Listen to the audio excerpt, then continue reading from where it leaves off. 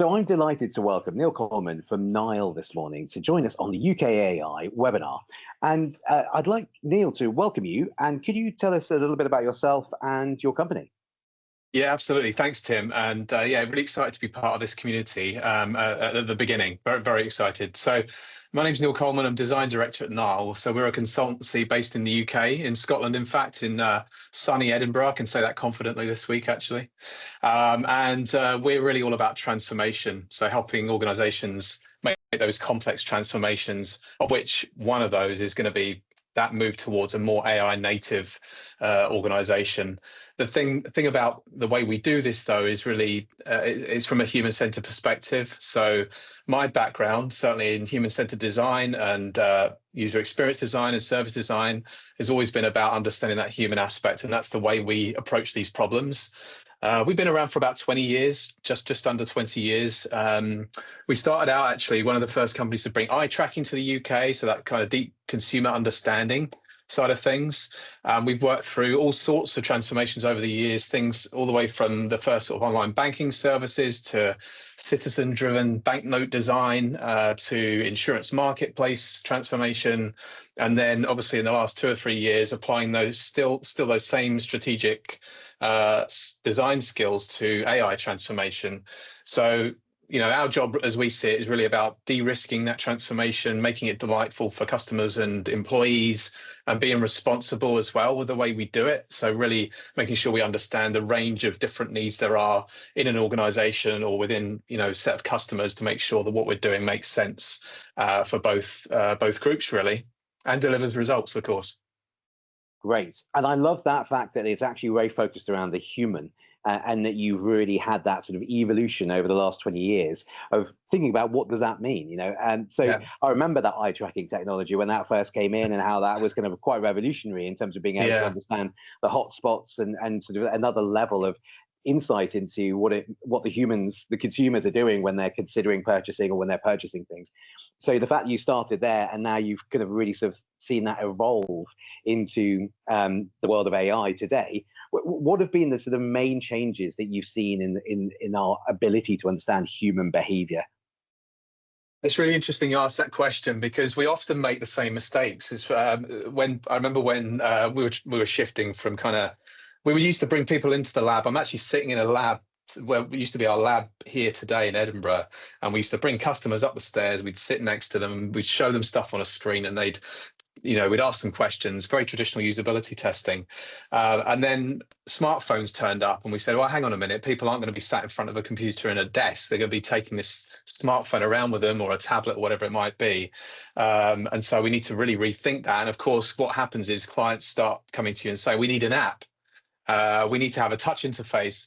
And so I suppose the common thread for all of this, in terms of understanding that human behavior, is really trying to be a slight one step removed from the technology and just trying to understand what the underlying human need is. Sure, there's considerations around how people use the technology, but you do need to think about how you support people to get the job done they're trying to achieve first, and then the how is obviously very important as well, but let's get it in the right order. So that's been my reflection, I suppose, through all these different technological leaps we've been making. And I wouldn't say AI is no different, but there are certain aspects within AI that are very are ringing some common bells for me, I suppose, as how I'd put it. And I think that's really important to remember that, right? Because AI is just another tool, isn't it? And within the lens in which you see the way that humans operate, you're looking at it as kind of like, what behavior can you measure in order to then optimize the human experience, that sort of user experience as they go through that. So really, AI as a tool is just another technology that you have to kind of look at within that user journey. But I wonder whether you could help us sort of bring this to life a bit by giving us an example of some of your recent work or a case study that you've been working on that would help us to understand how you go through that process. Yeah, sure. And I suppose I would just preface this example with just saying that the way that we're doing or applying that human-centered expertise is obviously changing very rapidly. So historically, if an organization came to us and said, okay, we want to transform customer service, let's say, we might go in and as part of our service design toolkit, we might map all of the different customer journeys that there are in that organization, and try and figure out which are the best places to start, what should we change or optimize or improve. And that's certainly useful, but it can take a huge amount of time. Understanding complex organizations and how journeys are delivered is a time-consuming thing. So the most recent piece of work really is a good example of how that's changing. So what we're doing is a very much more of a data-driven process where we're trying to understand, and this example was wealth management organization delivering financial advice, 15 million pounds worth of assets under management, so quite 15 billion, sorry, so a large organization from that perspective. And our challenge is really, well, how do we figure out what processes should we go after to make for the best benefit with AI? And so we came at it from two perspectives. Let's understand, let's enumerate the processes that are there today. How long do they take? Who's involved in delivering those processes? What does that look like from a client perspective? And let's use a very rigorous kind of quantitative approach to prioritize those areas we start with AI technology. And then the second aspect is really about understanding the human perspective. So what does it look and feel like to operationally deliver that or to run the business day to day? And those two things then allow us to say, okay, we can see some very sort of clear examples. And the so what of all of that really is, okay, we can see that we can reduce the number of steps in onboarding by 10x.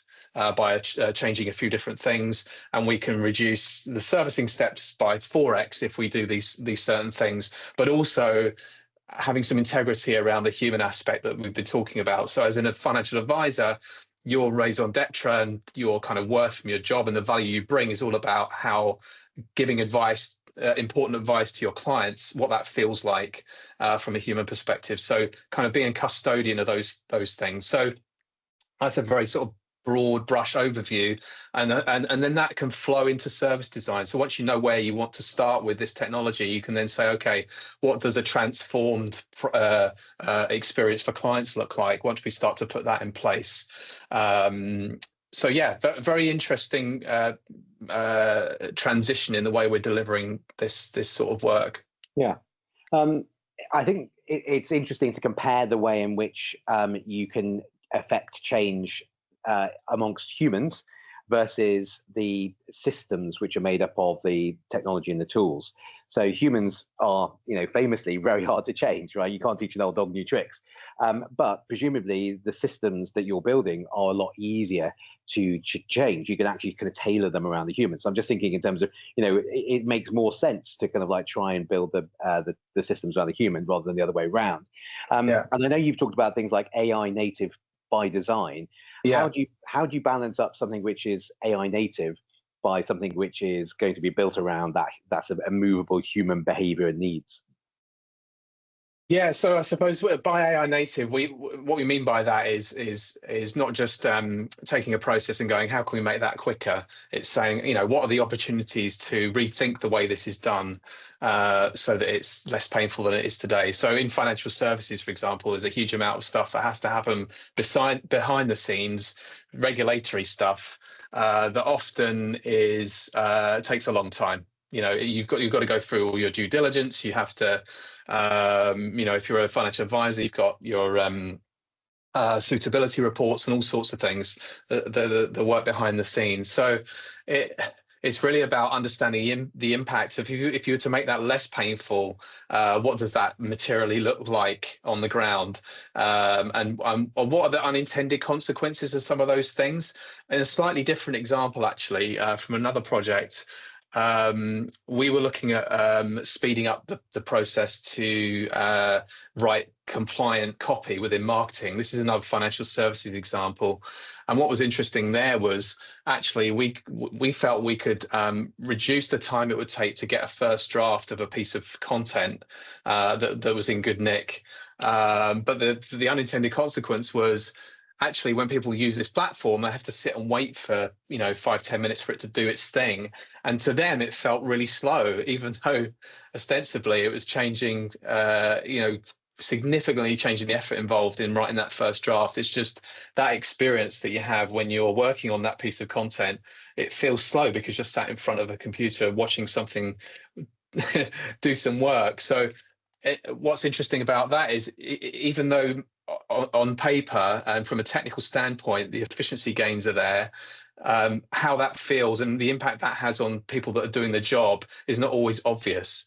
And so when we talk about AI native, that's part of what we're talking about, is really understanding that flow that has to happen in organizations to get a job done.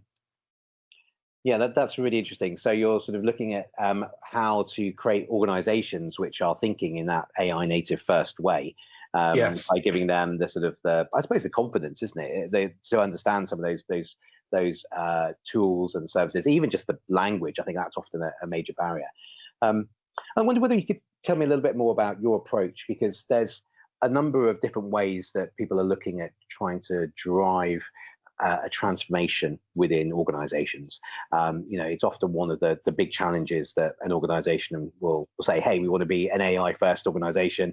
Then the rest of the team, the rest of the organization has to deliver it. So what's your approach? What's your sort of methodology for engaging with organizations that want to go through that process? So I think the first thing we would say is that we want to, irrespective of who we partner with, we quite often partner with other organizations to work through these transformations, but we really want to be starting with the outcomes. So what are the organizational outcomes and the human-centered outcomes you're trying to get to? What you'll quite often find, and you see this, in LinkedIn and other kind of online discussions, that the conversations tend to center on the technology, the latest and greatest tools that are coming out, what the capabilities are, and they are so impressive and incredible. It's no surprise that we consume a lot of our time getting engrossed in those things, but the first thing we want to do is really understand what those organizational outcomes. Is it about speeding up a process, or is it about empowering a team to make better decisions for whatever reason? What are those things you're trying to get to, and can you be really clear about those? Because quite often they might be clear at a very high level, but when you get into the detail, they're not clear enough, and that means you make bad decisions about how the technology is implemented. I think the second thing about our approach is we specialize in regulated industries. Financial services is obviously one of those. And so really understanding at a deep level the kind of cornerstones of meeting the regulatory requirements. So consumer duty is obviously, one of the most important frameworks in that area. So we have quite a lot of practical expertise of what it looks like for good outcomes for customers against those criteria. So not just box ticking exercise, but actually materially, what does it mean for someone to get good value from you? What does it mean to be providing them with good information to get to make a decision? Having that practical experience is really valuable when you're at that kind of strategic level and you're thinking about, well, what do we change here? Because of course, as soon as you change something internally, that has knock-on effects on customers in some shape or form.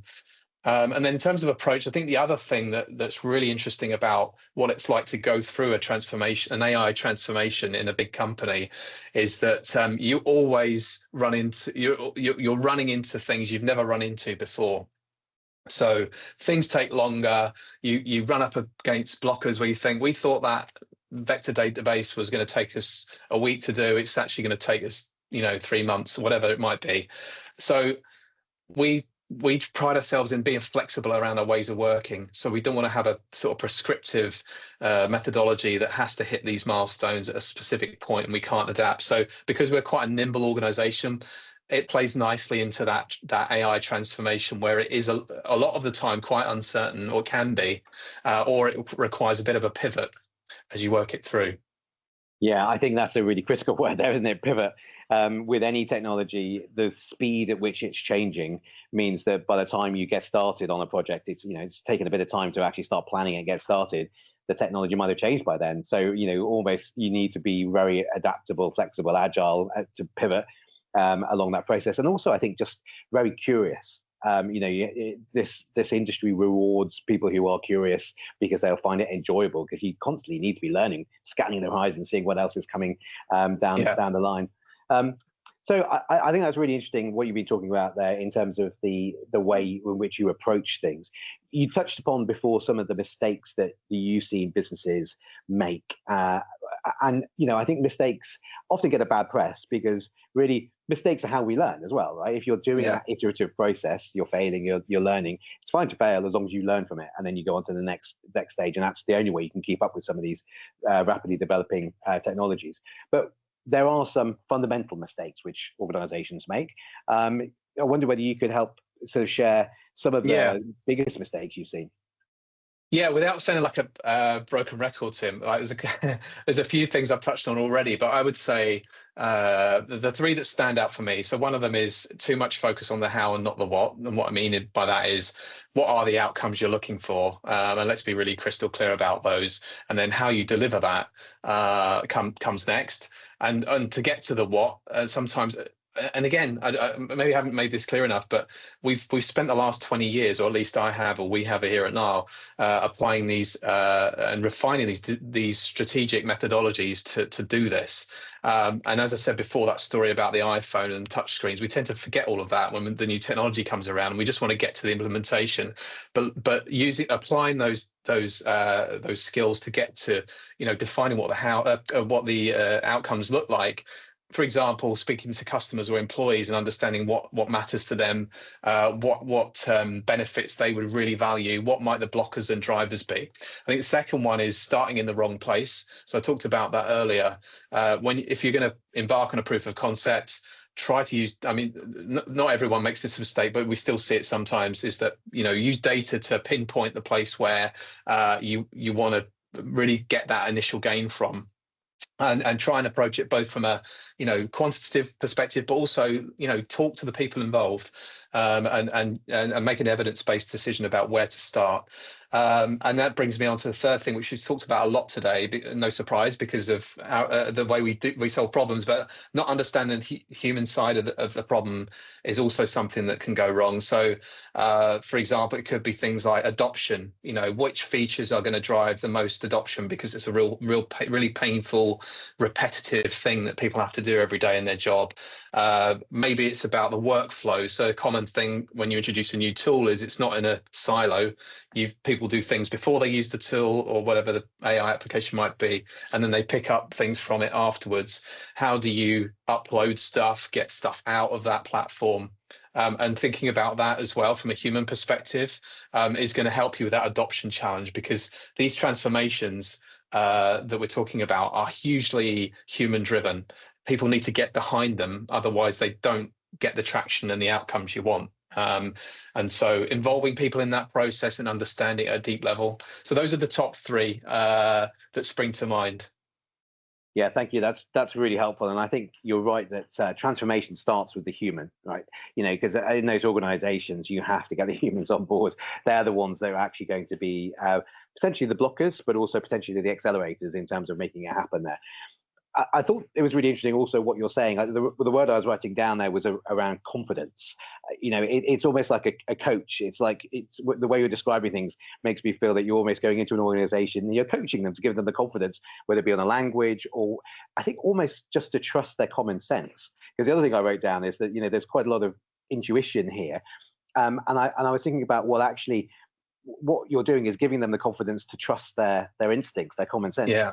And really that's what it means to be human sometimes, isn't it? When we're saying about sort of having human-centric design, are we really just sort of saying it might seem like we're stating the obvious, but that's because the more obvious it seems, the more intuitive it is, and the more instinctive it's going to feel, and therefore natural, and you're going to get that sort of human adoption from those teams.